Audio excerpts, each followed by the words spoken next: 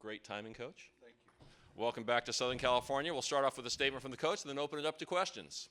It's a beautiful day in the neighborhood, so we're happy to be here and face a tremendous challenge, needless to say, tomorrow. But we worked out over at Southern Cal this morning, had a decent workout, and came over here and just tried to get used to the surroundings and hopefully get better health-wise between now and tomorrow. We don't know anything about Kennedy. This morning he did some contact on a limited basis for the first time. You saw him out there if you chose to go out there. He didn't do much. Our whole team didn't go, so we'd already practiced. But the big thing now was have to wait and see if there's any more swelling or any pain tonight for what little that he did this morning, and probably it won't be, well, if there's swelling or pain tonight, we won't play him. If there's not, then we'll probably make a decision during warm-ups tomorrow. And a reminder that the student athletes not participating in this news conference are available from 1 to 1:30 in the locker room. Started off with questions. We're going to start right up here at front. Go, Joe. Joseph DiPolito, Greensboro News Record. Roy, how have teams been defending Brice Johnson differently in the NCAA tournament as opposed to the ACC tournament or the regular season? And how pivotal would his performance or his offensive improvement be tomorrow night? Well, I think the last part of the question is the easiest because we really need him to be very important for us. We need him to be very successful. We really need him to shoot a high percentage. He's the only thing that's consistent about Brice is his inconsistency, that old saying kind of thing. But how they've defended him differently, I don't know that they've defended him differently. He had in the ACC tournament had better stats than he's had in the NCAA tournament. I think he's 4 for 15 in the 2 games here, or not here, but in the NCAA tournament. He hadn't shot it as well as he wanted to. I think in the Arkansas game early he rushed it, and I think that it shook him a little bit that he missed him some easy ones. But I expect that he'll go out there. He's got the little thing on his fingertip that's bothering him a little bit, but that's most of the time an excuse for everybody. But we do need him to shoot the ball well, and he shot 57% for the year, and we need that kind of performance here. We're going to third row on the left here, please. Yep. Wisconsin State Journal. When you look at a stat sheet after a game, how quickly do your eyes go to fast break? Is that an important stat to you? And is there a threshold maybe that you try to hit in any given game? Tom, you did say Tom, right? I think it'll probably surprise people, but I look at it 12th, 15th, 18th, 20th, something like that. For years and years, as long as I can be a head coach, I look at our field goal percentage, the other team's field goal percentage, the rebound margin, then I look at turnovers, then I look at number of free throws attempted by both teams, and sometimes I'll get down to that stuff at the bottom, points off turnovers or offensive rebounds, or so it's not fast break. I mean, I don't have to look at that to know we haven't run as well as I wanted us to run, and that's the way it's been really all year. I'd like for us to run faster. Well, I had a coach one time that I was recruiting against. He told the parents, Roy's teams don't really run that often. They just run very efficiently. And I said, oh, I'll take that. It's that kind of thing. But we do like a fast pace. There's no question about that. Against Harvard, it was a very low possession game. We had 17 turnovers, and it almost killed us. I mean, we were very, very, very, very lucky to win the game. And then against Arkansas, much faster paced game, many more possessions. We turned it over 16 times. So for us, I like a fast pace, but really good teams make it difficult for you to get fast break points. And then you'll be in some arenas where the guy, the only credit he'll give you for fast break if it's 1-on-0. And I think sometimes our best fast breaks may be 4-on-3 or 5-on-4 too. We're going to go to the red shirt, then we'll come over here and then back to the front. John McCann with the Herald Sun in Durham. Coach, you didn't get that growth spurt from Joel Berry, so do you have a better idea now about how you're going to deal with Big Frank tomorrow?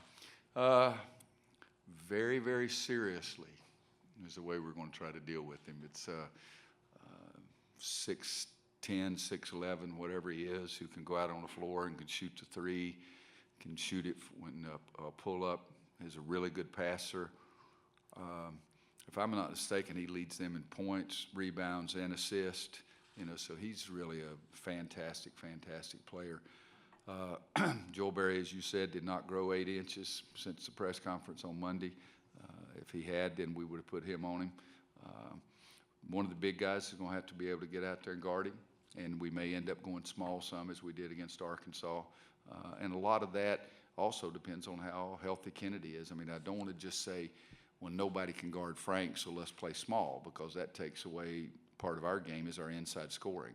And so it is a balance there that you have to have. We're going to go here on the far right. Hello, Coach Williams. Greg Wavernick, WKBT in La Crosse, Wisconsin. There's always a recruit that's going to get away, and Bronson Koenig, one of those guys that you went after pretty hard. Can you kind of just take us back to that moment and kind of the player that he's become for the Badgers? Well, I'm really happy for him right now, and you hate for Trayvon to get hurt. And but Bronson has really stepped up and has been, from the distance of 1,000 miles or whatever it is, he's been really crucial to their success. I loved him as a kid, loved him as a player, wanted him badly. As you know, made several trips to La Crosse. A high school coach, was really a good coach. It was one of those recruiting situations I really enjoyed, but at the end he went somewhere else. I've pulled for him like crazy. I'll pull for him like crazy tomorrow. I just won't pull for his whole team to do well. But he was a big-time young man that I really enjoyed recruiting. We know second row on the far side here on the left. Yep. Yeah, Beth Harris, AP. Roy, during the tournament, the media timeouts are 4 minutes, which is longer than the regular season. What do you do when you're out there for that long with the players? Do you prepare extra material? Do you Well, go first over? of all, I've never heard that in my entire life. If it's 4 minutes, it's a surprise. I mean, does anybody?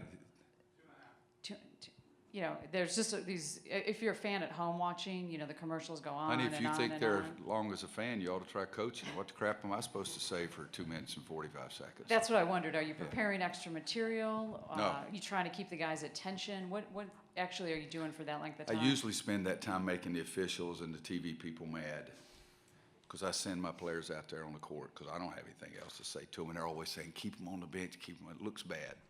I don't care. You know, I do.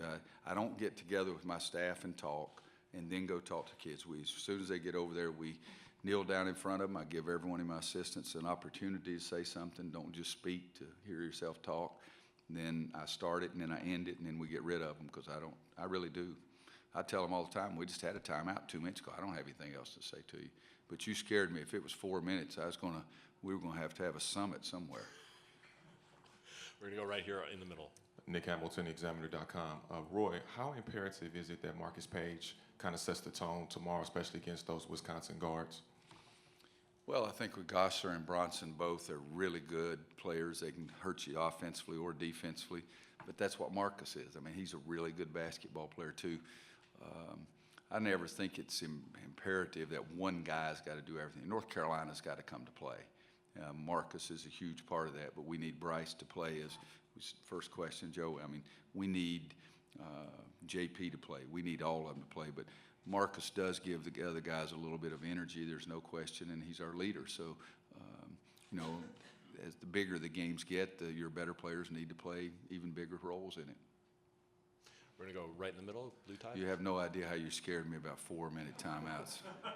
Jesus. Coach, Richie Melby, News 4 Tucson. A lot of great coaches left in this tournament, and obviously 4 great coaches out here. What can you say about the job the other guys have done with their team? They're chasing milestones. You've had Final Fours and championships. A guy like Coach Miller hasn't yet been there.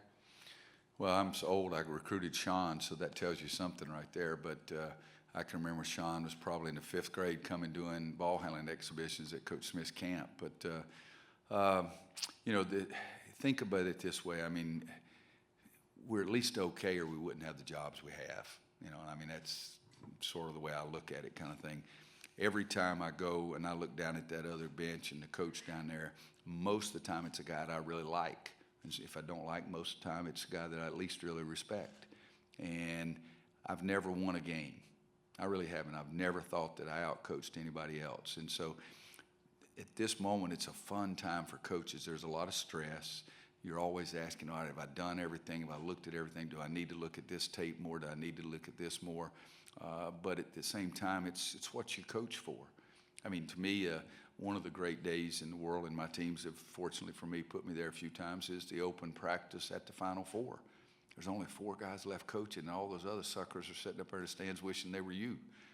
So it's, but as coaches, the guys here, I mean, we're playing Bo tomorrow. I mean, Bo, he's a big-time coach. I mean, really a big-time coach. He has his beliefs. He gets his players to play his philosophy.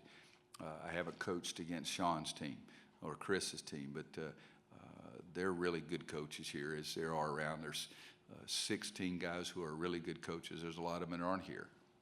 But no, I don't know about the rest of them, but I've never won a game on the bench. We're going back here on the right. Okay. Sean Gosser, NBC Sports Radio. Coach, you and the Tar Heels have a long history with the tournament, but how do you get these young guys to calm down and treat this just like any other game? I know, I'm talking to you. Each team is different. Some guys you have to do a lot more with. Tyler Hansborough's team in '09, I didn't have to say very much because he was so driven. And let's see, Wayne and Ty had come back trying to win a national championship just like he had. That team was really driven. I didn't need to do a lot with that team. I've had some other teams that did very, very well. We came in 2003 when I was last year at Kansas, and we beat Marquette by a lot. We had them 29 at half. And the next, or 40 hours later, we got beat. So it depends on the mood of the kids, but the leader in the locker room is more important to me than anything I say to them, because I have been there before. I have done some of these things, but that internal thing they have within your team, to me, I felt awfully good in 2009 at the Final Four, and we walked in, and Bobby Frazier, who didn't even start for us, said, "All right, guys, I remember what this felt like last year when we didn't play in the semifinals." And so I didn't say much. I mean, he sort of said it, and so we played very, very well that day and got to the finals on Monday night. But got to just try to get the kids to concentrate on 3 or 4 keys that we give them before the game to help us win the game. Try to get them to concentrate on those things. Try to get them to understand that if we play really well, and if we play really well, and if we get lucky, they may let us stay around and play another one. We're going to have Tom and then Beth, and we've got time for about 2 more questions. Wisconsin State Journal again. Roy, you played both teams a couple times in the past 10 years. Is this team different, and if so, how much? And that's very limited experience for me, so understand that. I may say something 180 degrees from the truth, but it won't be intentional. This team, because I'm thinking we played them 3 years ago, and we played them in the tournament in '05. Yeah. I think that was a 1-possession game down at the very end. This team, to me, they don't have a low post scorer that stays there. I got this guy's name the other day, Tucker. Orlando. I mean, he was a low post scorer. Frank doesn't give you just that. So we knew that we had to guard Tucker inside and that he had to guard Sean May, for example. But this one is more from a distance, more versatility than that team did, because a big problem for us, who's going to guard Frank? I mean, it really is. I mean, is one of our big guys going to go out there? I mean, so the versatility with this team, I don't remember him having with the other teams that everybody could go out on the court and shoot a 3 or 6'10", 6'11" guys leading the team in assists. So again, I think probably the versatility of the team is a little bit differently. I read the article in the paper this morning about how much looser they are. I've known Bo for a long time. I used to always talk to his dad at Final Four and really enjoy the dickens out of him. I don't see Bo being a lot looser, I can tell you that. He's wound pretty tight like a lot of us, but it looks like he really enjoys coaching this team, though. Beth, you get the last question. Beth Harris, AP. Yeah. There have never been so many teams in this Sweet 16 this time around with 10 or more losses. Do you see that as a case of parity? Is it just an aberration this year? Why do you think that is? I'd say 2 reasons. One, parity. That, you guys don't like to write about it that much because it's not quite as interesting probably, but I think there's some truth to it. If you look and you go back 10 years, we're probably playing a few more games too. And I think that's pretty significant. Gosh, I remember 36, 37 games has won the national championship, and now you have guys that are 36, 37 games even before you get to the Sweet 16. So both of those, but I think there are some really, really good teams. Every team we lost to this year played in this tournament with the exception of Pittsburgh, and the day they beat us, they could have beaten anybody. I mean, they shot 88.9% from the floor, whatever crazy thing it was, and made every shot, and they were as good that day as anybody I saw all year long. But it is college basketball. There's so many good players. All right, with that, we're going Thanks, to wrap guys. it up. Thank you, Coach Williams. Thank you.